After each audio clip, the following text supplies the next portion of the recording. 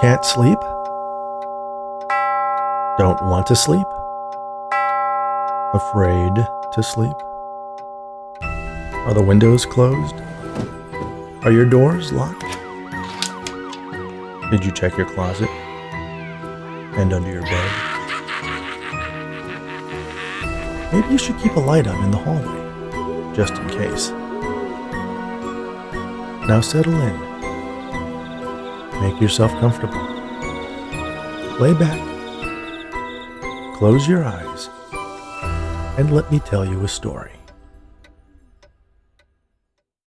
Do you believe in ghosts?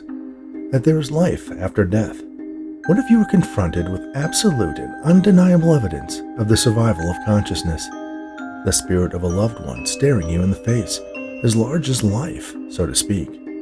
Meet Gordon Comstock, a man who doesn't believe in ghosts, yet finds himself in a world where the barrier between the living and the dead no longer exists. Ghost City.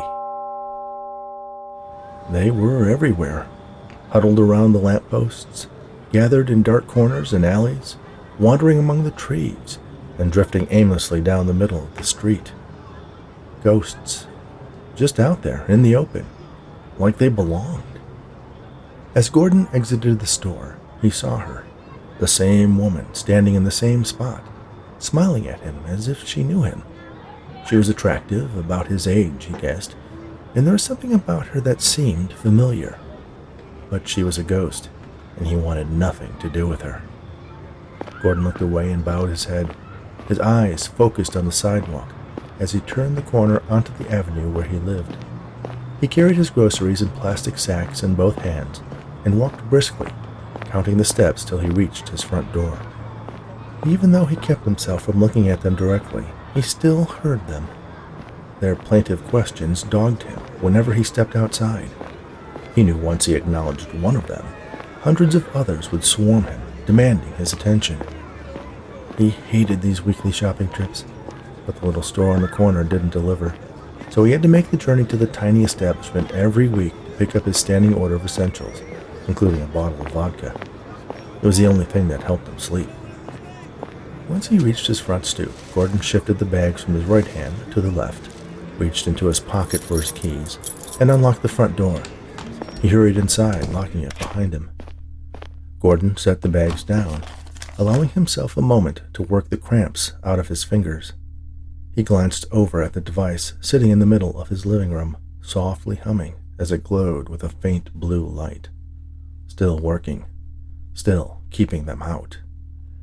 He put the groceries away, poured himself an ounce of the vodka mixed with an equal amount of cranberry juice, and sat down in the lush recliner. There was a book sitting open and face down atop one armrest. He picked it up. Reading was the only thing he could do to pass the time without them intruding into his life. He couldn't even look outside without seeing them, which was why he had installed heavy curtains to block all the windows. The world had changed, and Gordon Comstock didn't like it one bit. He wished he could do something more than curse the company that had built the particle accelerator that was responsible. But apparently, ripping a hole in the fabric of the universe was not a crime. Most people didn't seem to mind that quantum technology had torn asunder the barrier between the world of the living and the dead. Gordon didn't understand them. It wasn't natural. More than that, it was impossible. There was no such thing as life after death, as souls and ghosts. Yet here they were, everywhere you looked, like vermin crawling over a garbage heap. If it wasn't for the ghost repeller that sat on his coffee table, ironically manufactured by the same company that created the mess in the first place, he would have ended his own life. But if he did that, wouldn't he just become another of the listless souls haunting the earth? Someone knocked on his door. Gordon jumped up out of his chair, dropping his book. He glanced at the device on his coffee table, making sure it was still active. Who could it be? He had no friends. Not anymore. Not since they arrived. He walked cautiously to the front door and put an eye to the peephole. There was a man standing on his front porch, a friendly smile gracing his lips, and a fedora that matched his overcoat perched atop his head. "Who is it?" Gordon asked. My name is Dr. Linkletter, the stranger announced. I'm from the government. I'm here to help. I don't need any help, Gordon replied. Mr. Comstock, surely you can't keep going like this. What do you mean? Gordon asked through the door. Hiding in your home with the curtains drawn, only coming out to get groceries once a week. Have you been spying on me? Mr. Comstock, may I call you Gordon? No. Gordon, let me in. I just want to talk. Go away. I'd rather not do that. If I go away now, I'll have to come back with the police, and I'm afraid we'll have to commit you. Commit me? Why? What you're doing is not healthy, Dr. Linkletter insisted. Just give me 5 minutes. I just want to talk. Gordon considered. He certainly didn't want to involve the police, and if they took him away to some institution, they probably wouldn't allow him to keep his ghost repeller. Why couldn't they just leave him alone? Gordon, will you open the door? Gordon unlocked the door and opened it a crack. He checked to make sure that Dr. Linkletter was indeed alone, that there weren't any ghosts trying to hitch a ride inside. Stepping back, he opened the door fully and gestured for the government psychologist to enter. Dr. Linkletter removed his fedora, handed it to Gordon, then shrugged out of his overcoat and handed it over as well. There was no coat rack in the small house, so Gordon placed the garments on a side table and followed Dr. Linkletter into his living room. His guest took the chair that he had been sitting in just moments earlier, so Gordon sat on his couch. Tell me, Gordon, Dr. Linkletter began, why are you so afraid of ghosts? Gordon almost shouted, I ain't afraid of no ghosts, but refrained. It's not natural, he replied instead. I didn't ask to be thrust into a world where disembodied spirits can come and go as they please, haunting us, living all day and night everywhere we go. They're still people, Dr. Linkletter said. It's not your flesh that makes you who you are. It's your conscious mind, your memories. Just because they no longer have a body doesn't mean they are any different from you or I. That's not the point, Gordon insisted, shaking his head. Then what is? Gordon glared at Dr. Linkletter. They're not supposed to exist at all. Interesting, the psychologist observed. I take it you don't believe in life after death, or even God. No, not at all. It's all a fantasy. Myths created to control the masses. Stories invented to give us an incentive to behave, so that we don't destroy the opportunity to live in eternal bliss. I'm beginning to understand the source of your anxiety. You've believed all your life that you're born, you live, and then you die, and that's it. But now you're confronted with incontrovertible evidence that there's something else. It's impossible, Gordon sighed. And yet, Dr. Linkletter observed. And yet, Gordon agreed. There was a moment of silence as the psychologist synthesized his breakthrough with Gordon into his overall assessment. There's someone I'd like you to talk to, he finally said. Who? Someone who cares about you a great deal. That comes to a grand total of 0, Gordon replied snidely. But I need you to do something for me in order for her to join us. What's that? Dr. Linkletter eyed the ghost repeller softly humming on the coffee table, its blue light pulsing. No, Gordon said reflexively, shaking his head violently from side to side. I'm afraid you don't have a choice. If you don't comply with my recommendations, commitment is compulsory. That doesn't seem legal. I'm not crazy. I just don't want to live in a world with ghosts. Yet that's the world we have. Gordon stared at the device emitting the field that protected him from the presence of the unwanted spirits. But they'll all come in here. No, I promise, just the one. How can you be sure? They're not as bad as you think they are, Dr. Linkletter reassured him. Please, Gordon, turn it off. Gordon reached out for the device and rested his finger on the power button for a second before pressing it. The device uttered an electronic whine as it fell dark. Gordon held his breath. Dr. Linkletter grinned, looking past Gordon to someone standing behind him. Gordon turned and saw his mother smiling down at him. Hello, Gordy, she said as she walked around from behind the couch and sat down next to her son. "Mom? It's so nice to see you again," she said. Gordon stared at her. She didn't look like she did when she had died, all curled up in a frail, wrinkled bag of bones riddled with cancer. She was vibrant and happy, the way she looked before she got sick. "Gordon, is there anything you want to say to your mother?" He shook his head. "Karen, is there anything you want to tell Gordon?" She looked at him compassionately, her eyes full of love and her smile filled with concern. "Oh, my boy, it's so good to see you. I wish you were as happy to see me."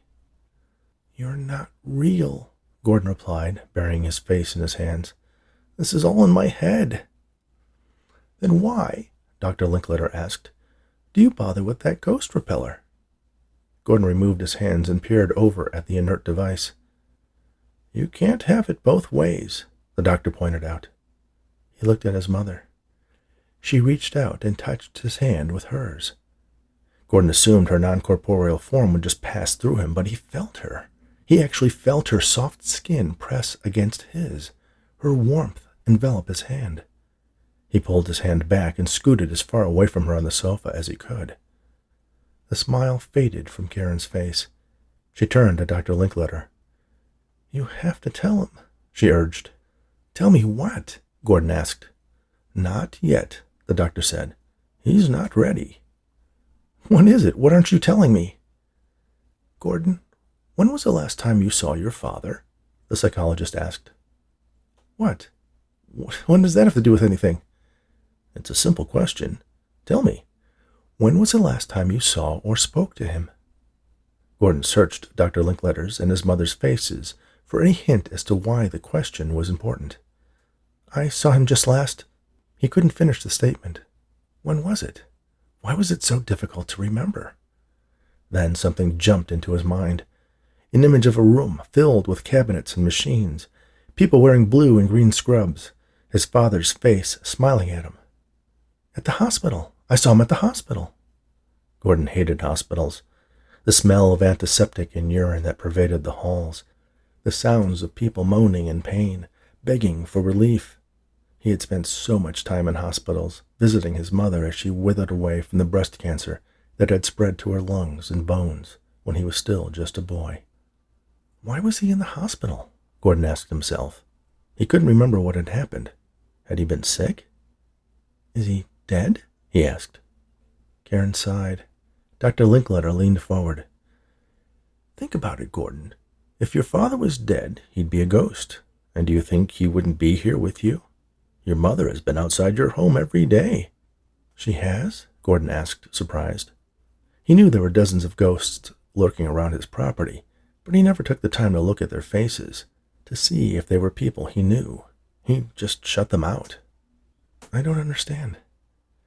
"When was the last time your father came to visit you?" Dr. Linkletter challenged. "He comes over all the time," Gordon answered reflexively. But when he tried to picture his father sitting in his living room or eating at his kitchen table, he couldn't recollect either situation ever happening. "You know that's not true," the doctor asserted. "Your father's never been in this house." Gordon eyed his ghost repeller. "Because he's dead?" He turned to Dr. Linkletter. "I've been keeping him away with that machine, haven't I? Tell me where he is." "He's not dead," Karen answered. Gordon glared at the specter of his mother. "How would you know? You left us 15 years ago." "I didn't leave you," she said. "I died." "You broke his heart. Even though you hated him, he never moved on." "I didn't hate your father. I loved you both dearly. I just couldn't stay married to him." "We're getting off topic," Dr. Linkletter interjected. "What else do you remember about the hospital? Why were you there?" "Why don't you tell me? You seem to have all the answers." "Because it's important that you remember." "How much longer are you going to waste time talking at him like this?" a voice asked. Gordon turned and saw another ghost standing near his front door. Someone familiar. "Jerry?" "What's up, Gordy? Long time no see. Really offended you didn't look for me." "You died when we were in college." "I know that. You think I don't know that? I'm the one who got pancaked by that sleepy truck driver who crossed into my lane when I was driving home for Christmas. Geez, buddy, wake up. What do you think I've been trying to do? Ever since this nightmare began, I've been trying to wake up, Gordon insisted. Jerry laughed. Oh, dude, you are so messed up. Can we come in now? Another voice asked. This time it was another woman. Gordon turned around and saw a couple, the man standing with his beefy arm wrapped around his dainty wife's shoulders. They were his grandparents. Only they weren't the old man and woman he remembered. They were, like his mother, younger, healthier versions of themselves, faces from old photographs. More ghosts started walking through the walls. Some of the faces he recognized, family and friends. Others he didn't. Everyone, please, he's not ready, Dr. Linkletter said pleadingly. They all started talking at once. Gordon clapped his hands over his ears, but it did nothing to block out their voices, their ceaseless pleas. He turned and looked at the ghost repeller sitting on the coffee table, inactive, its reassuring blue light turned off. With a shaky hand, he reached out and pressed the power button. The device hummed to life, and the blue glow suddenly pulsed. Gordon breathed a sigh of relief, waiting for the device to banish the ghosts from his presence. But it didn't. In fact, more of them appeared. He toggled the device off and back on again, then lifted it up, searching for the hidden thumb wheel that adjusted its intensity, dialing it up to maximum power. The humming grew louder, and the blue light became brighter, but the ghosts remained where they were. I'm sorry, Gordon, Dr. Linkletter explained. The reality is your ghost repeller never worked. We've just been giving you your space. Time to adjust. Adjust? How am I supposed to adjust to a world where the dead can come and go where they please and I can't do a thing about it? Oh, darling, his mother said. Don't you understand? Understand what? Gordon asked. You keep talking at me like I'm supposed to know something that all of you seem to know, but I don't. Dude, Jerry said, stepping forward. There was no breach. This whole fiction you invented about some experiment going wrong, it's creative, I'll give you that, but it's not real. Really, I just thought up a world-shattering cataclysm, and you all went along with my delusion. No one answered him. Think about it, Jerry urged. Does this look like your apartment? Where's your TV, your cell phone, your car? What are you talking about? Don't you think it's strange that you don't have any possessions beyond this tiny house and a few sticks of furniture? When the breach happened... Gordy, stop. There was no breach. There was, he insisted. It broke the world. No, Gordon, it didn't, Dr. Linkletter said in a soothing tone. Something happened, but it didn't break the world. Just your world. Your hold on it, at least. What does that mean? All of you keep talking in circles. What aren't you telling me? Dr. Linkletter and Karen exchanged a concerned look. Jerry walked up to his friend and kneeled down in front of him. Dude, you're dead. No, I'm not, Gordon said, but he instantly knew that his old friend was right. It happens sometimes, Dr. Linkletter explained. Your mind was so prejudiced against the existence of an afterlife to begin with, and your death was sudden and unexpected. When you found yourself here, you experienced what we call cognitive dissonance. Your whole worldview was challenged, so you created a situation that you could accept. But it wasn't the dead who had crossed over into your world. It was you crossing over into theirs. What happened? How did I die? The woman Gordon had seen outside the store, the one who always smiled at him, stepped forward from the growing throng of ghosts crowding his living room. You died trying to save me, she said. Julie, Gordon said, finally recognizing her. She was his fiancée. How could he have forgotten that? We were walking home from dinner. A man came up to us, demanded our money and valuables. He had a gun. When I hesitated giving him my engagement ring, he hit me. You tried to defend me, but he shot us both. The hospital, Gordon said, details and memories flooding into his mind. It wasn't me visiting my father. He came to see me, to be there when I died. Gordon collapsed back into the couch. I died.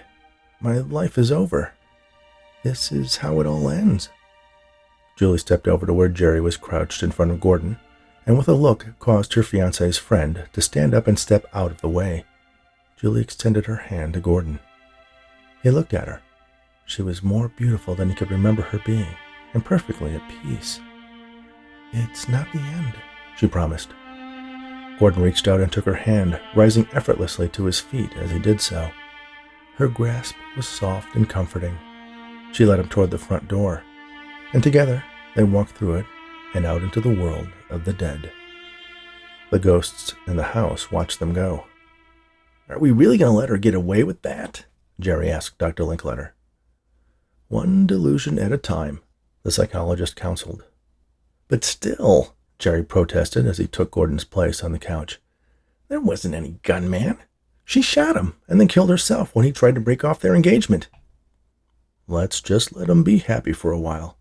He has all of eternity to learn the truth. The psychologist leaned toward Jerry, his elbows on his knees, his fingers tented together. But perhaps you are ready to talk about who the sleepy driver really was that winter night. Thank you for listening to Ghost City, written especially for the Bedtime Stories for Insomniacs Fiction podcast by Rich Hosek. Please remember to subscribe on your favorite podcast app, rate us on Apple, Spotify, and Audible, and share these stories as well as unabridged audiobook versions of my novels with anyone who enjoys audio fiction. Be sure to visit bedtimestories.studio, where you can sign up for our Insomniacs Snoozeletter to be notified of new episodes and exclusive offers, and get a free bookmark.